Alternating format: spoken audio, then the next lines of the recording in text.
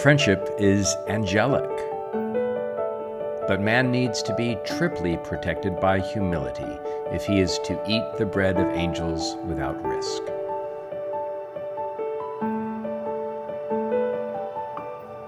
This is Pints with Jack, Season 5, Episode 16, The Four Loves, Chapter 4, Friendship Part 3.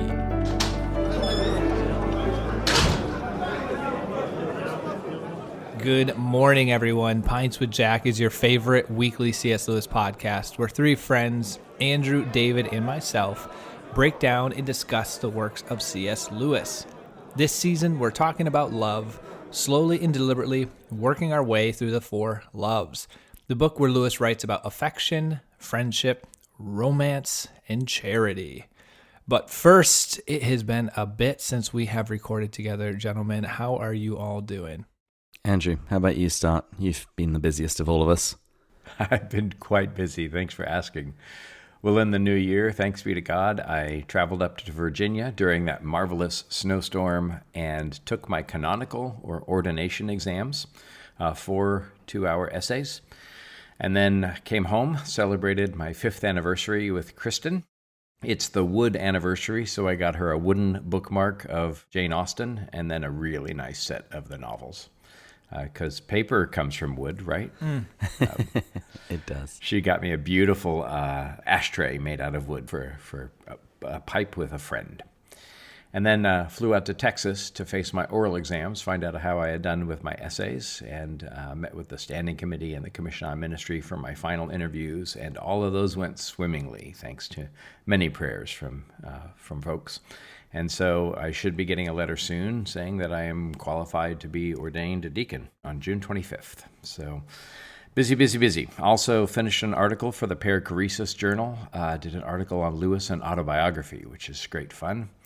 Got grades back, and so almost all of my grades have come in, so all A's so far. Yay. Well done. I got 1 A- in all the seminaries so far. I'm feeling pretty bummed about that.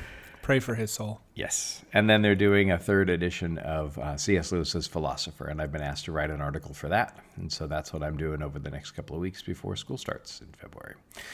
So not a lot of breathing, but lots of good stuff. We were able to go to Busch Gardens yesterday, so that was great fun. I have one childhood memory of Busch Gardens on this, and I want to say I'm 5, 6, 7 years old. I don't remember the exact age. But the swing that you get in a swing and it spins you around and you start to really lift out as it gains more and more speed. And I've always wanted to just go back there, even though I know I'm going to go back and be insanely disappointed, because when you're 5 years old, everything seems amazing. And now that I'm 30 years old, it's not going to be. But for some reason, I just have the fondest memories. It's not there anymore. It's not there. Oh my goodness. What? At least in Tampa. Maybe it's in Williamsburg.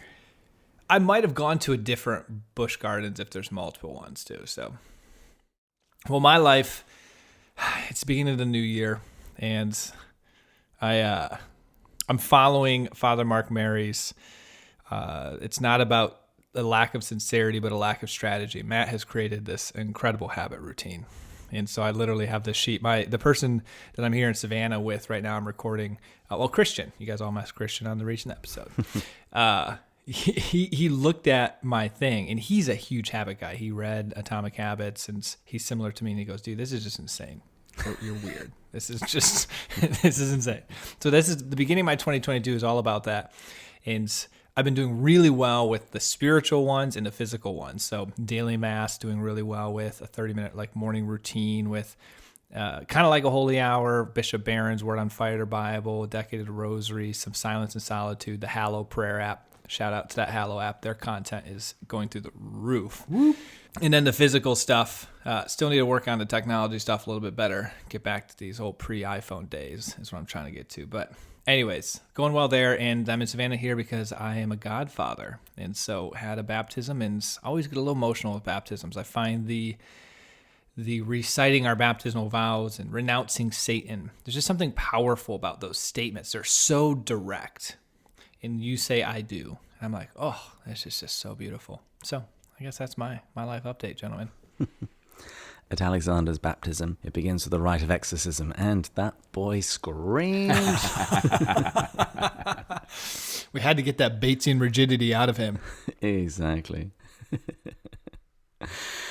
Well, my updates. I am going to be groomsman at a wedding around the time this episode is published.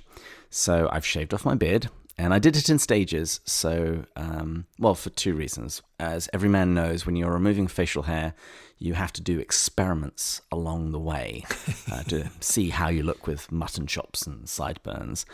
But also, I didn't want... I don't know this, David, because I don't get facial hair. Well, okay. Normal men, real men, whatever you want to call them. But I also wanted to make sure that Alexander still knew that I was me, that he wouldn't get all confused. So I took it off in stages. And what I really tried out this time was the Tom Selleck mustache. And that was why last week I posted a picture of myself on Instagram with the tagline, Tash the Inexorable, the Irresistible. I think it should have been Stash. Well, this is a joke which will make more sense once we have read this season's Narnia book, The Horse and His Boy. What else? I've started reading the Silmarillion again, because the Tolkien Road podcast, they're going through the Silmarillion in preparation for the new Lord of the Rings series that's going to be launching on Prime in September. And I think I mentioned on the show the first time I was reading the Silmarillion, it is kind of like reading the Bible. There's some parts of it that are wonderful and very easy to read, and some parts of it you just slog through. It is also much easier the second time around. I will definitely say that. Oh yeah, one other thing I noted. A friend reached out to me and asked me if I'd ever read Lewis's essay, The Sermon and the Lunch. And I hadn't. And I definitely recommend it to readers. I'll put a link in the show notes. It really links in with the Storgi chapter. Even the very examples that he gives in this essay, you find out where they came from. I'd be in full support of next season when we finish this book, doing just a bit of stint on his essays. Only because, one, I think we finally have enough of the corpus that we can connect it back to these works that we've been working on. But when I think back to the Screwtape letters, David, when you brought in like letter 8 or 9, some of the essays, and they profoundly expanded on what we already had talked about, I was like, whoa, this is brilliant. And so I think it'd be a cool idea. And it would be a different vibe than going through a book.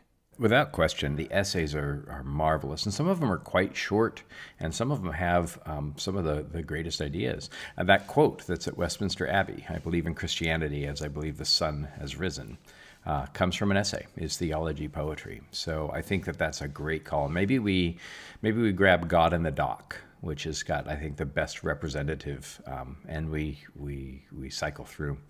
So excellent. Yeah, there's always, what did Tolkien say? You'll never get to the bottom of him. So, well, due to y'all's flexibility with my crazy schedule, we're meeting first thing in the morning, the day that this podcast comes out. So what's everybody drinking today? Yeah, what breakfast scotch has everybody chosen?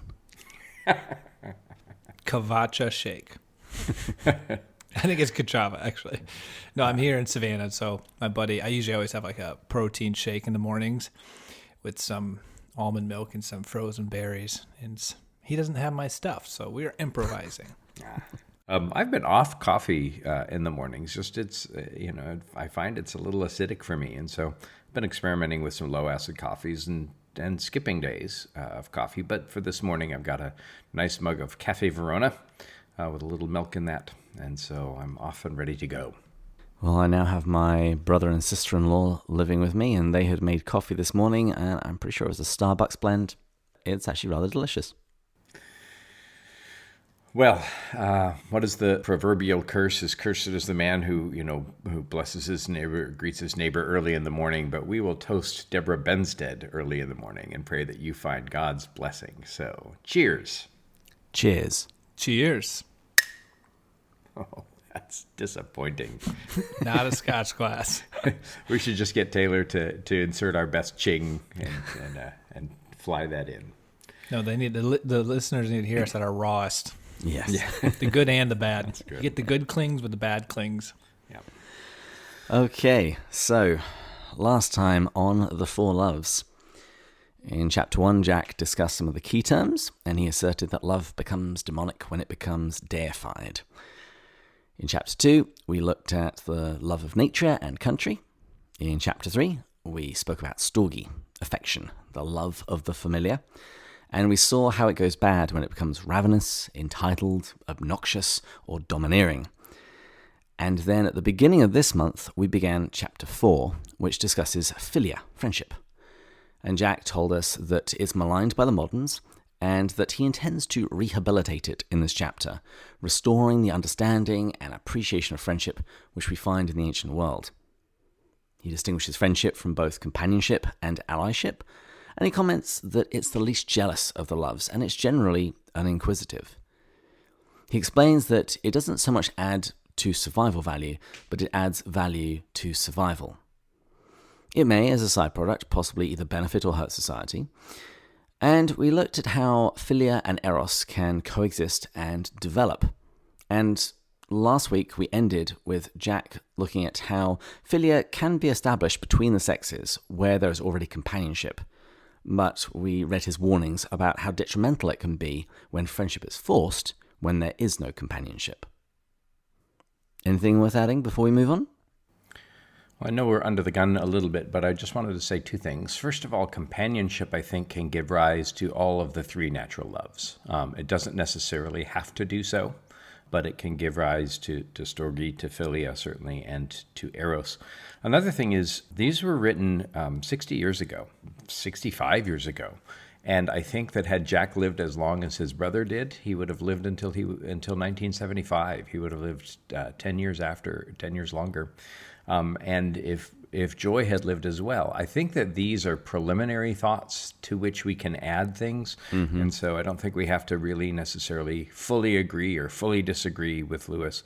I think that we see these as really great starting grounds for loves. And as I've said, this is the most formative book for me as an adult. But I wonder what Lewis would have said about love and friendship and romance 10 years on, especially had Joy survived. And so I think it's a good launch pad. Mm-hmm. It's funny, as you were speaking there, I was chuckling to myself because I was hearing The Great Divorce with the Episcopal ghost asking what his mature views would have been. I think that's not a fair question of our Lord, but a completely fair question of our Lewis. I do agree. And we will be talking about this more. We have so much material to get through. I sometimes feel like we don't have quite enough time to breathe, but we will be. I want to make sure that our retrospective on this book, we spend a good deal of time, because I think there are lots of these sorts of issues to tease out. And also really ask the question, what is Lewis actually doing in this book? Is he writing a systematic book on love? Or are rather these sketches which allow us to look at a particular aspect of love and to begin thinking about it? But let's push on, and here is my 100-word summary of the final part of the chapter on friendship. Given the eminently spiritual nature of friendship, Jack asks whether or not we have finally discovered love itself. He offers the following objections. Number 1, the term spiritual is not an unqualified good. Number 2, those in authority often are critical of friendship, seeing it as seditious and nonconformist. Number 3, the population outside of a circle of friends often regards it as something prideful or elitist. Number 4, finally, Lewis asserts that the Bible rarely uses Philia to describe our relationship with God. Jack concludes the chapter by considering how we select our friends and the role of divine providence. Well, let's get to the text, gentlemen. Well, Jack begins this final section of the chapter on friendship by reminding us that he has been setting out to rehabilitate friendship, and that he hopes that he has now shown why our ancestors regarded friendship as something that raised us almost above humanity. He says, this love free from instinct, almost wholly free from jealousy, and free without qualification from the need to be needed, is eminently spiritual. Since this is the sort of love that we can imagine between the angels, Lewis then asks the same question that he asked at the end of the previous chapter about affection. Have we here found a natural love which is love itself? And in response to this, Jack says, steady on. Yes, friendship is eminently spiritual, but he points out that there is spiritual evil as well as spiritual good. For example, whenever anyone tells me that they're not religious but they're spiritual, I point out that demons are also spiritual, so there's going to have to be a little bit more specific.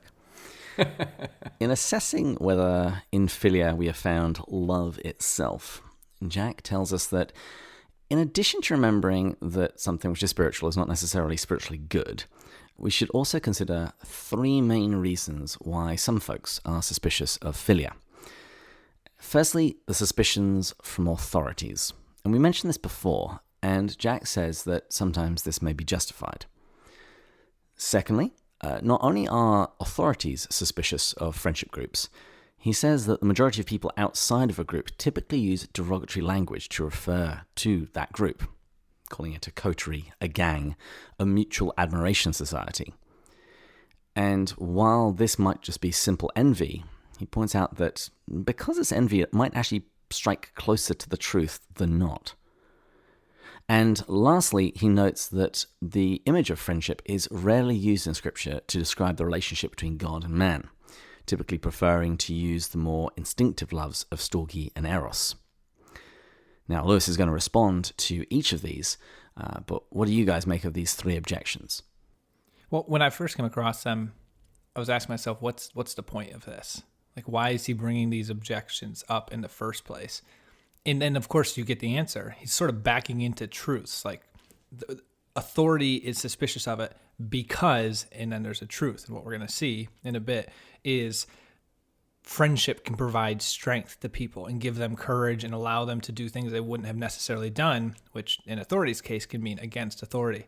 And so I was really confused at first, honestly. I was like, these are just kind of seem like interesting tidbits that didn't need to be said until I realized, oh, each one of them teaches us something about friendship. And then the back half of this conversation is going to be what those each things are. So I think the truths that we pull out of them, or we're going to pull out of them in the next 30 minutes, are fantastic. And so it's an interesting method, and I like what we get from it.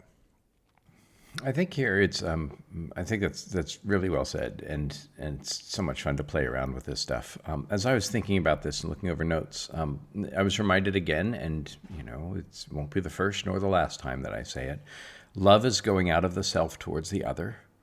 Pride is the opposite of love, and these are the kind of the great issues that are going on.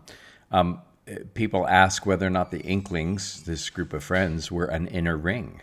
And in addition to the inner ring essay, the membership essay is well worth considering, alongside that hideous strength and other things. I don't think that the Inklings are an inner ring.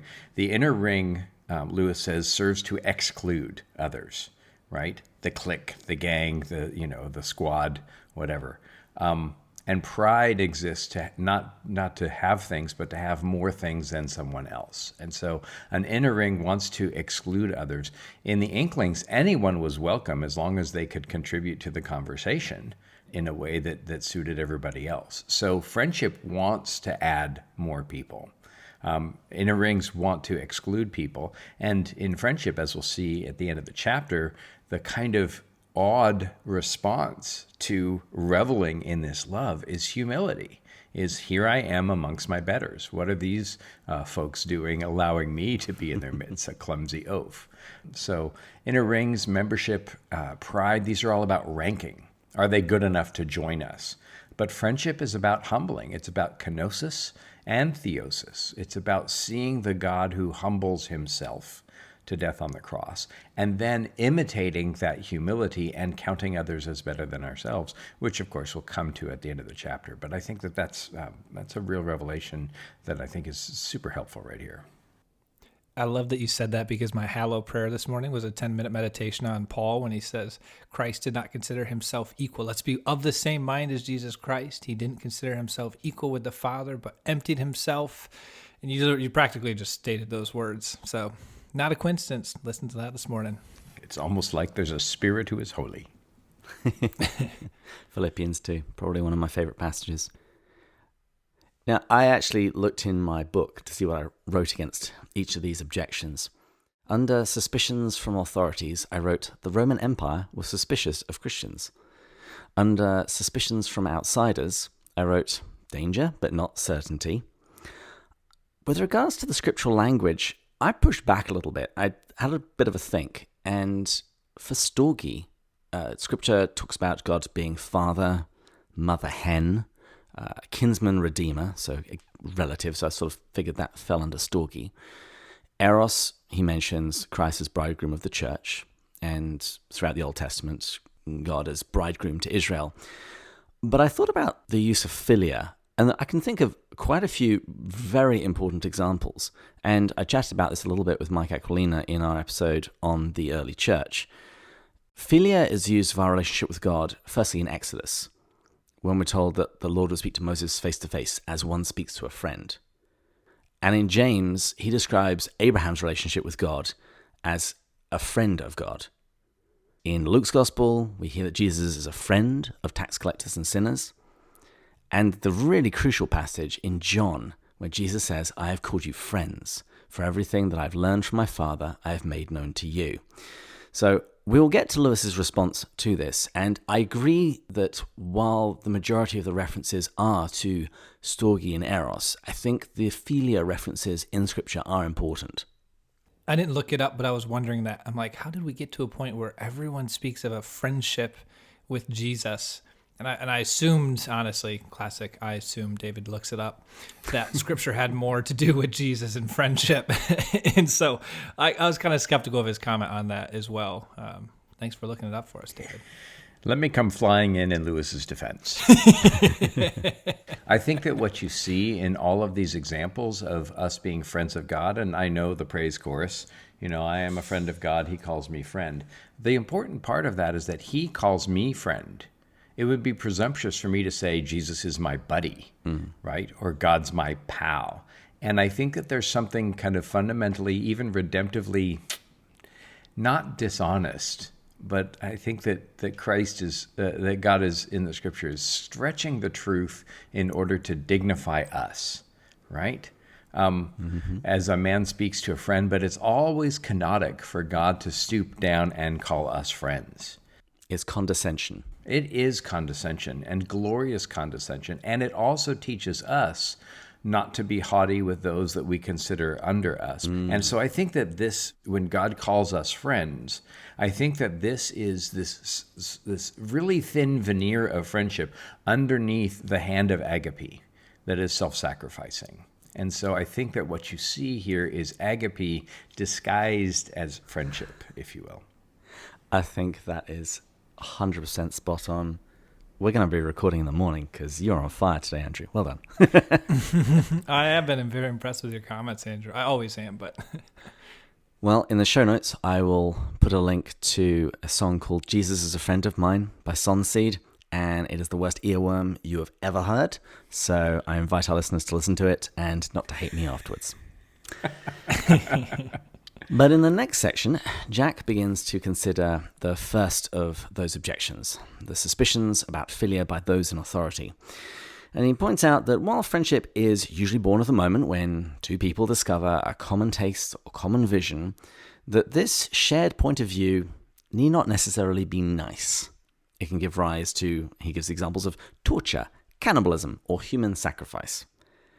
And Lewis notes that whether it's a shared delight or a shared hatred, one feels emboldened when one discovers others who share the same point of view or opinion. And so on the positive side, as mentioned in the interview last week with Mike Aquilina, the early Christians cared exclusively for the love of the brethren, and they stopped their ears to the opinions of the pagan society all around them. But on the flip side, it's equally true for a circle of criminals, cranks, or perverts. He says that they become deaf to the opinion of the outer world by discounting it as the chatter of outsiders who don't understand, of the conventional, the bourgeois, the establishment, of prigs, prudes, and humbugs. And his point here is that friendship can be either a school of virtue or a school of vice. It makes good men better, bad men worse. Given this, it's therefore easy to see why authority is suspicious of friendship. Because every real friendship, he says it's a sort of secession or even a rebellion. And this rebellion can be good or bad from a Christian point of view.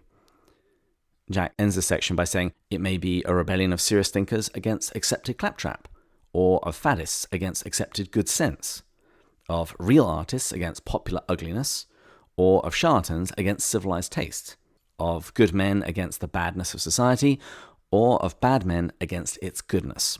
Whichever it is, it will be unwelcome to top people. I have two thoughts on this, two truths. And the first one is when he talks about making good men better and bad men worse. I've always loved and believed and stressed this to people, that you become the average of your 5 friends. And so if you have your 5 closest friends, and so you have a really high quality group of friends, they will pull you up. And if you have a low quality group of friends, they will pull you down. And I've always shared that with people because I look at my life and the gratefulness that I have is just having been blessed with very good people surrounding me, whether friendships or mentors that have shaped me. And that is probably one of the greatest gifts that I have been given, honestly, because I also know that you're a product of your circumstances to some degree. I don't want to take away agency, but I'm just grateful for that. And as we'll see at the end of this chapter, that might be more divine providence than my own choosiness. The other thing I was going to state is he mentions in here the reason they're suspicious, authority is suspicious, because of the strength that friendship can provide, good or bad. I look at my own life and I think through the chances that I have taken, whether professionally, whether personally, whether spiritually. When you have a really incredible group of friends that can be almost like a safe place, a home base, you can go out into the world and take chances and risks because you have people that love you, that will support you. And I don't think you can ever overestimate the value of that.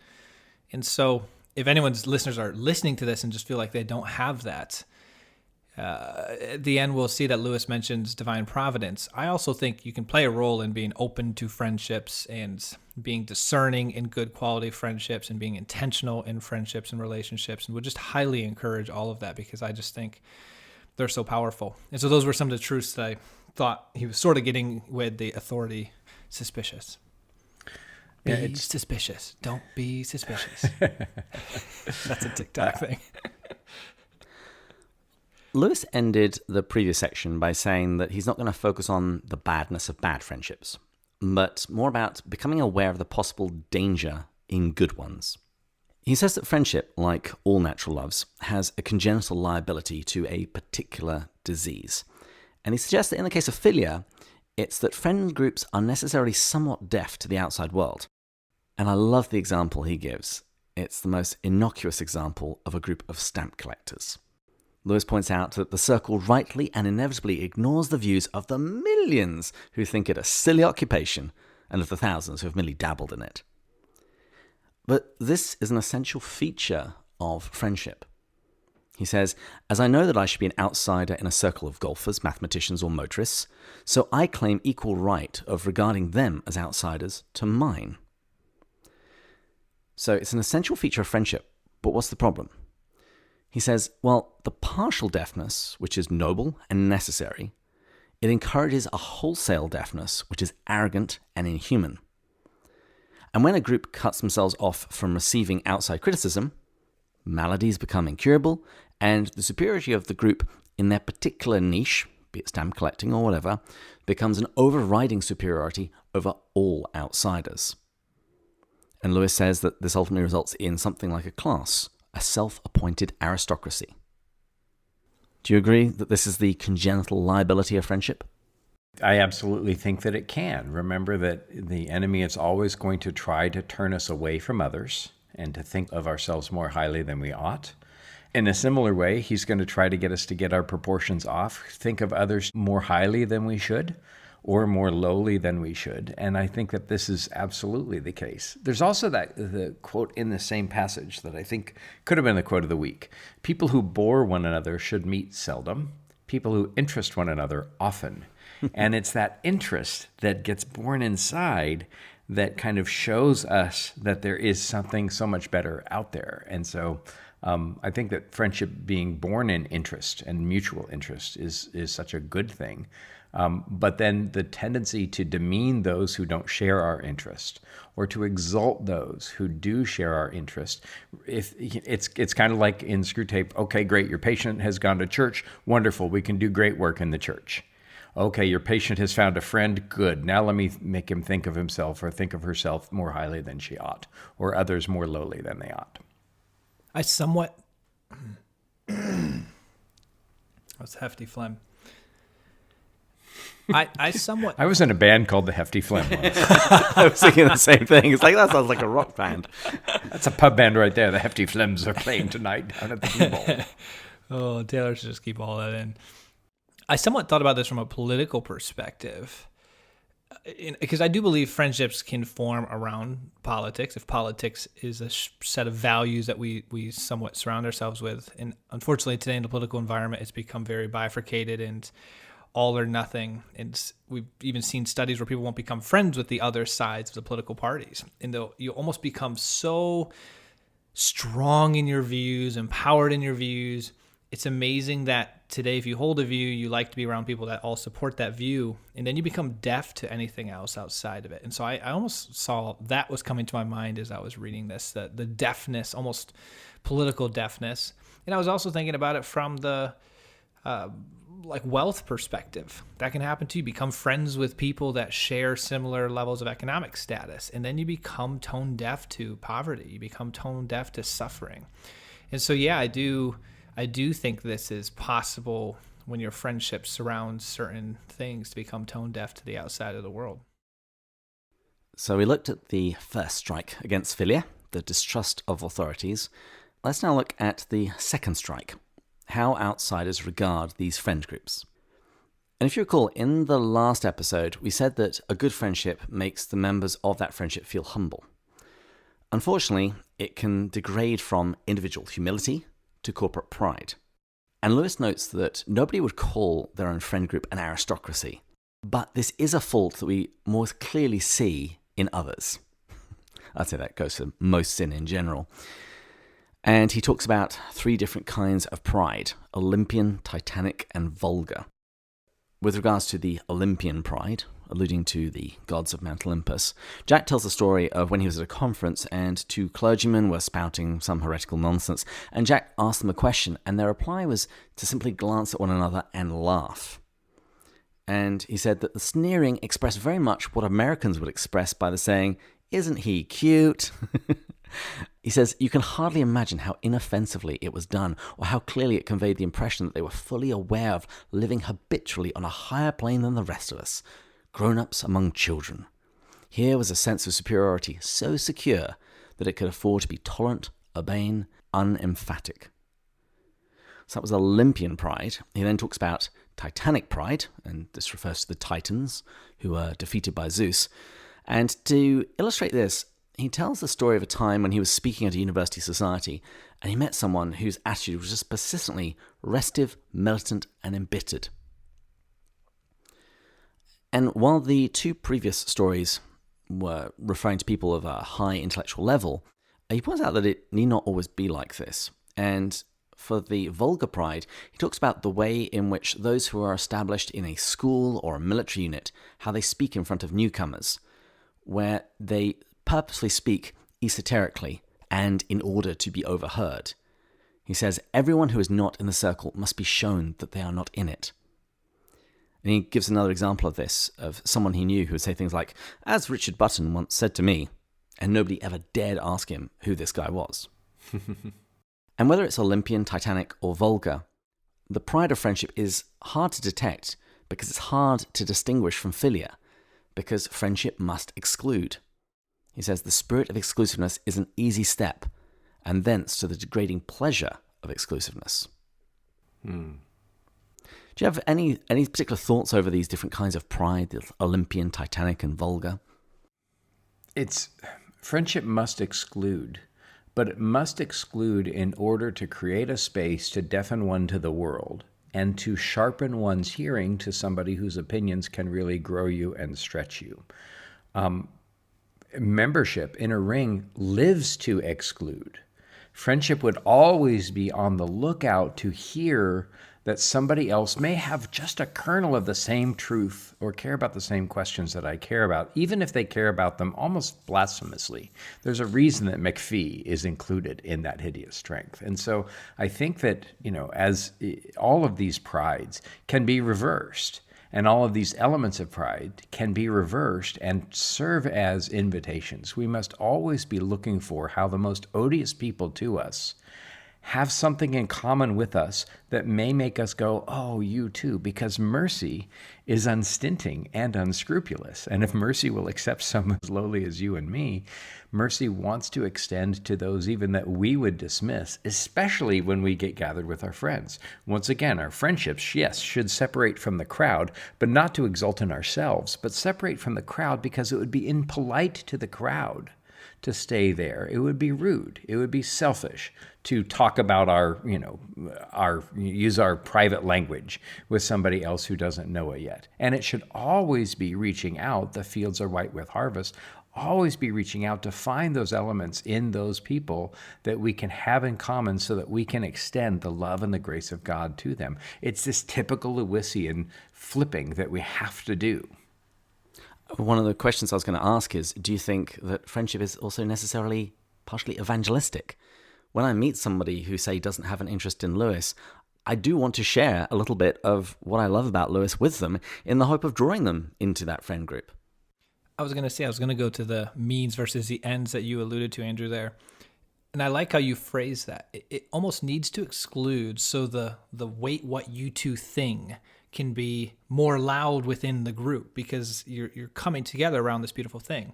And so if that's the case, if it's excluding for the ends of raising up this wait what you two, you by definition would love to bring other people into that if they're excited about that wait what you two, or to bring them it.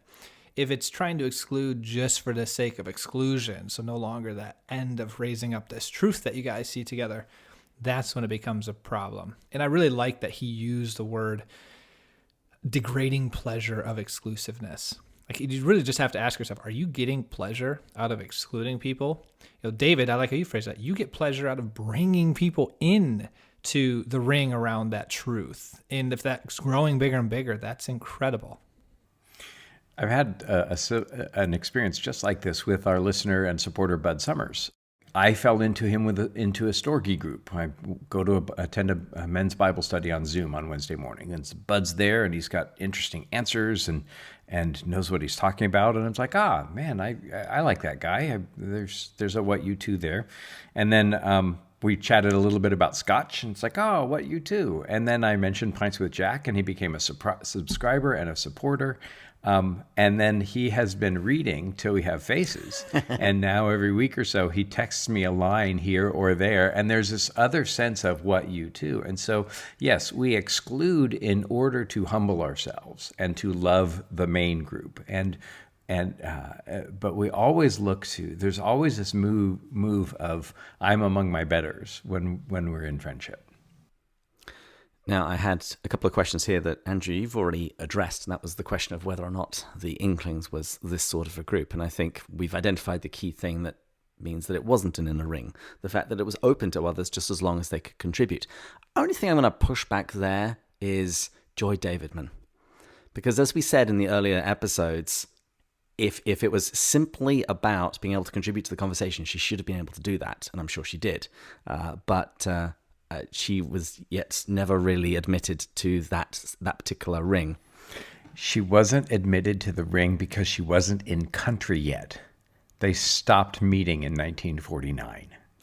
And she moves over in 53. Now, there certainly is a question as to whether Joy Davidman would have been invited to the Inklings. The rule with the Inklings, though, was any Inkling could bring anybody else to an Inklings meeting without advising anyone and just bring them.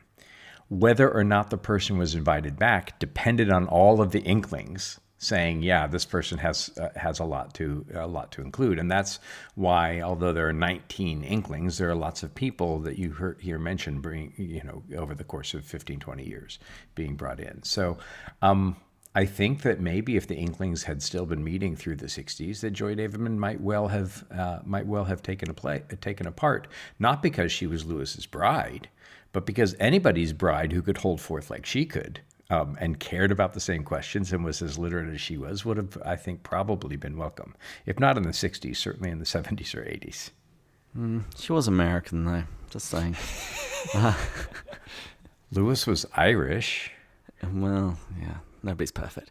At least he had an English education. Just the English. Okay, so we've looked at the second issue, this idea of individual humility morphing into corporate pride. And this is what outsiders see in a friend group. They see it as elitist. And this is where we have the quote of the week, probably one of my favorite lines from this book, about man needs to be triply protected by humility if he's to eat the bread of angels without risk. What do you guys, I'm curious, sorry to cut you off there, David. I'm curious so much, and one of my big takeaways so far from actually Till We Have Faces and so the Four Loves is the importance of divine love saving the natural loves from themselves. And I've always asked myself this question. What does that look like? So let's say I'm a person listening to this and I'm like, okay, I want to make sure my friendship stays angelic and stays the proper route. What do I do in my daily life? Do I wake up every morning and spend 5 minutes meditating on gratitude? Is it just by giving into the spiritual life more and these spiritual practices, like I mentioned in the morning mind, that just naturally will permeate your life and protect them? Like how does this play out? What's this transmission mechanism of the divine love saving the natural loves, in this case, friendship? Can I tackle that one? Because I can do it succinctly. Oh, come on, Andrew, don't lie. I can. Ready? Matt, the exact answer to how we can protect these loves is chapter 6.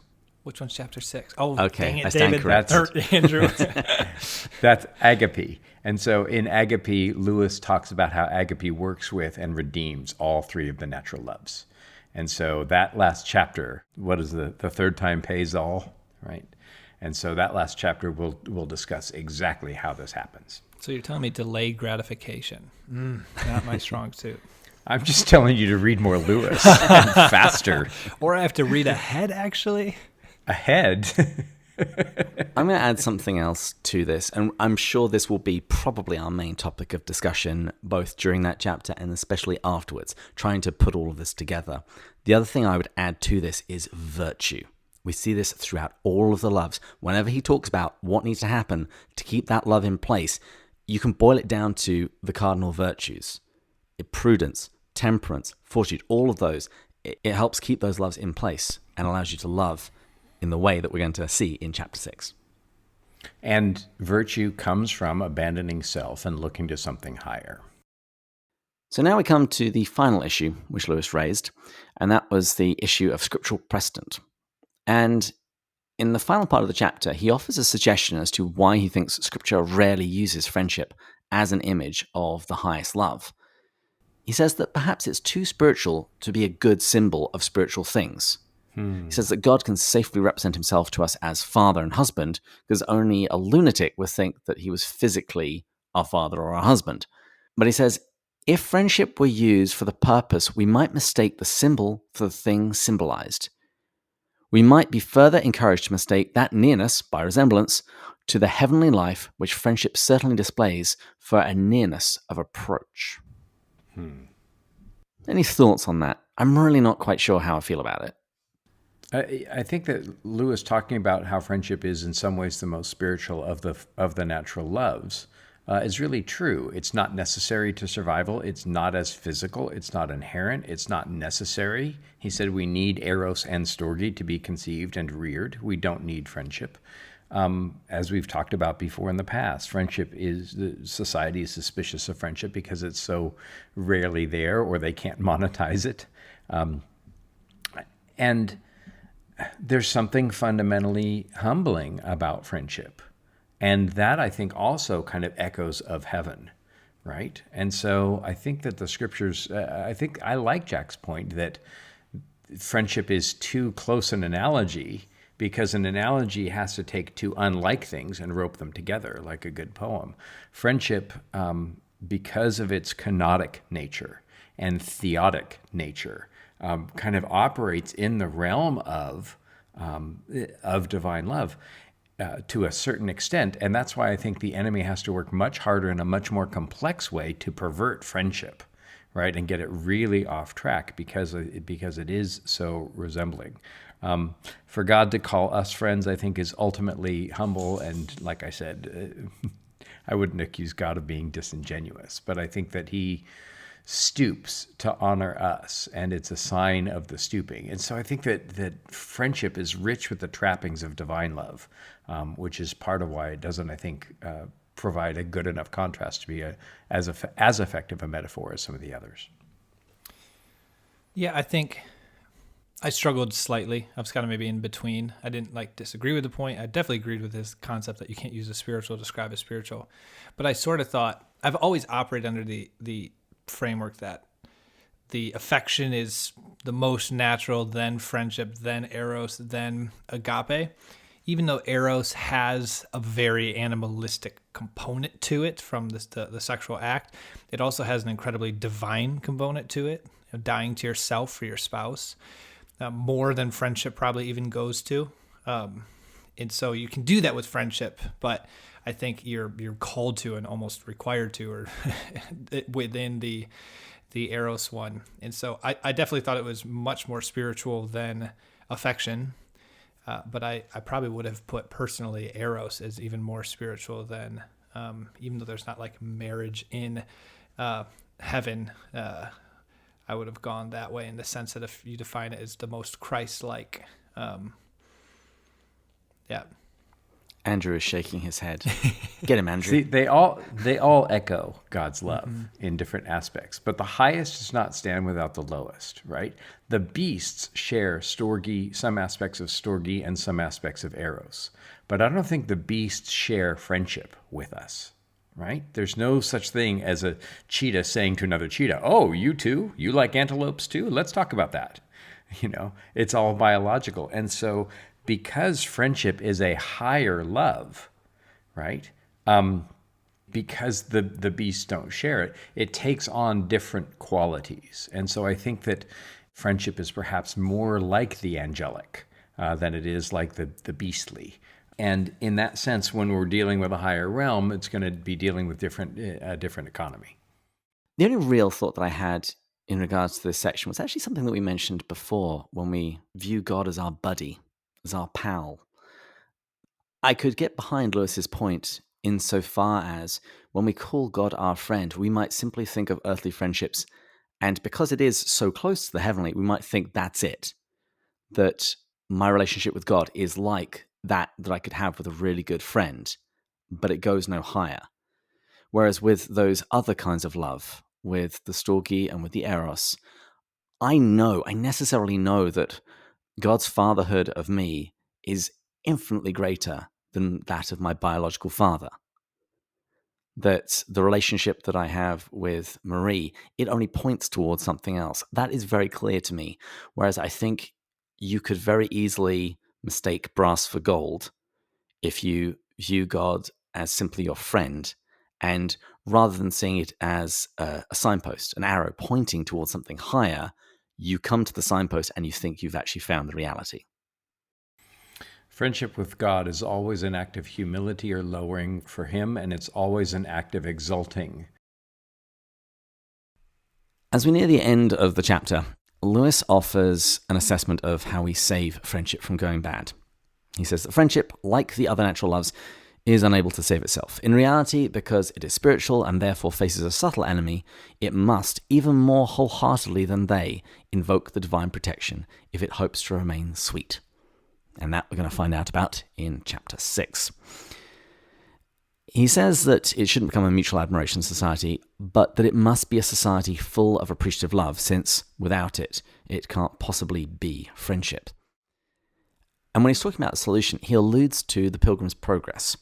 And I haven't read the Pilgrim's Progress, so I sent Andrew a message yesterday saying, could you take this bit? Andrew, what do you think he's talking about here? So I have to confess, I also have not read Pilgrim's Progress, but I did do a little bit of reading in this bit. And so Christiana, the wife of Christian, belatedly comes and follows the same path, and she's got her children with her. And they're welcomed into the house of the interpreter, and all of her children are washed and clothed and the travel garments removed, and they get, essentially they become glorified. And when she sees them, she's in some ways humbled and, stunned. It's a sense of the weight of glory, or like a metaphor from the great divorce.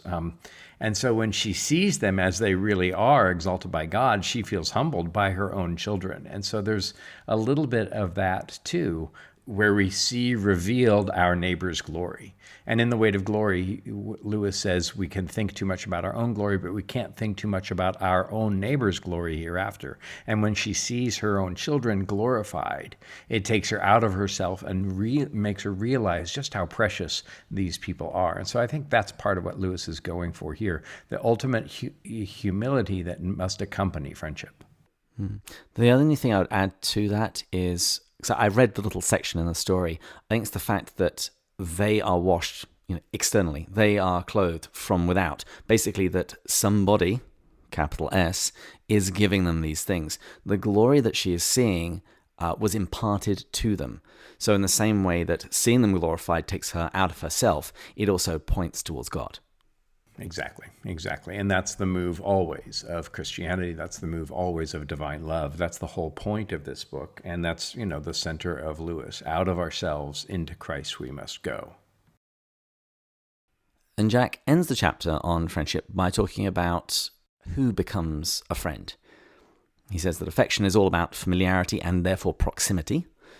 The songs and poems about love, eros, are always telling us that it's destiny.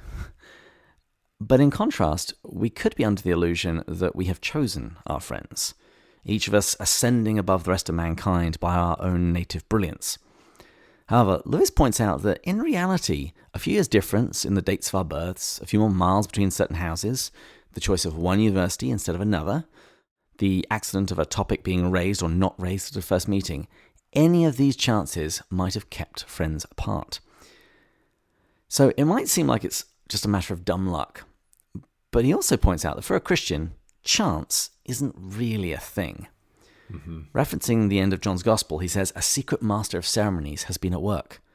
Christ, who said to his disciples, 'Ye have not chosen me, but I have chosen you,' can truly say of every group of Christian friends, 'You have not chosen one another, but I have chosen you for one another.'"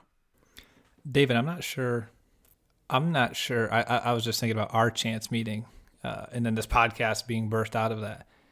I'm not sure we would have crossed paths at that ever again. Mm-mm. Like I'd never crossed your path beforehand. No. And hearing that you didn't really ever go to St. Bridget's, you were part of some other church communities, I'm not quite sure we would have ever crossed paths after the fact. And that was like someone's going away party. Yeah. And so there's some degrees of separation between us, of a couple of his different groups, and yeah, it's kind of funny to think Pints with Jack would not be here had it not been for that one day. If David and Matt hadn't been out partying. Something or someone speaks with the same voice. I'm also struck by the sense of eternality or timelessness that's present in friendship and not present in the other natural loves. I have to remind myself of who my high school friends were in order to kind of get back into that mode, or my work friends or whatever.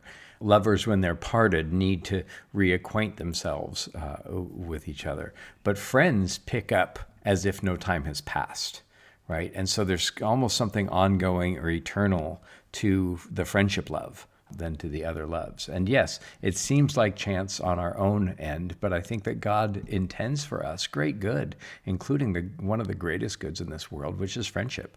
I mean, it was the chance that I heard about you guys, or you heard about me and got in touch, and now we've got this friendship now that seems like it's following the natural course of events, but it also, even more so, seems like a master patterner wanting us to feel this great love for each other, and that echoes his love for us.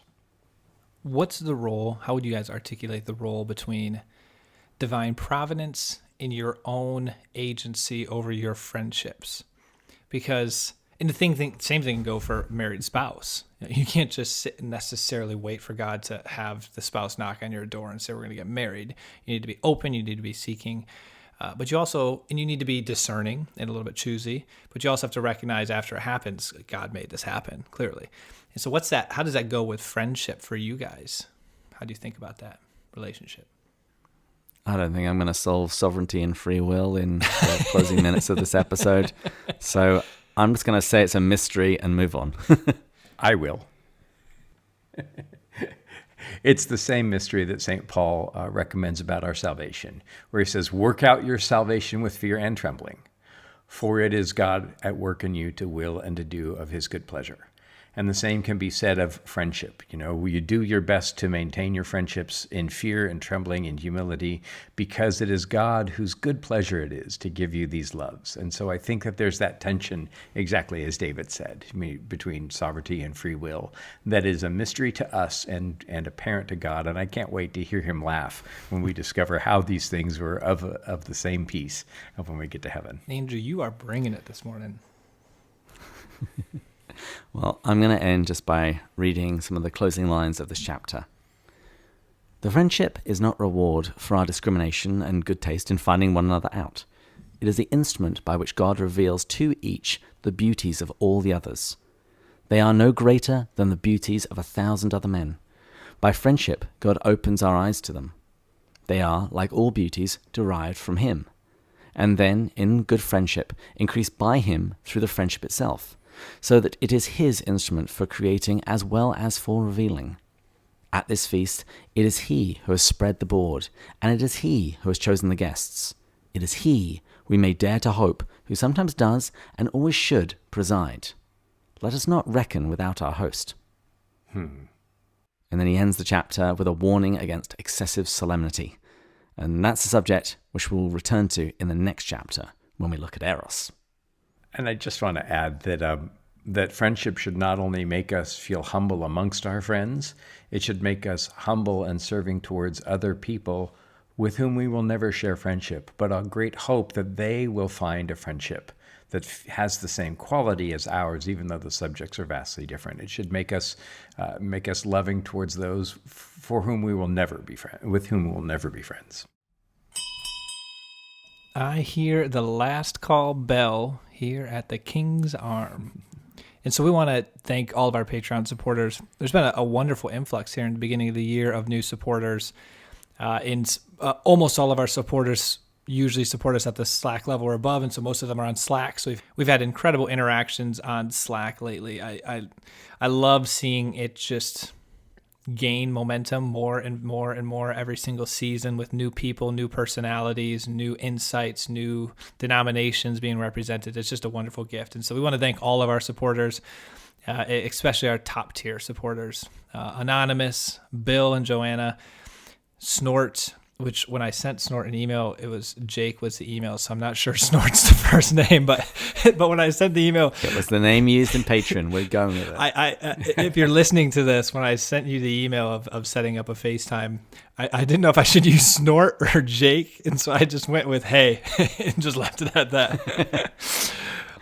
Bud, Shane, John, Kevin, Brian, Kay, Paul, Kimberly, Gillis, Gary, Stephen, Matt, Kelly, Chris, John, James, Kate, Peter, David, and Rowdy.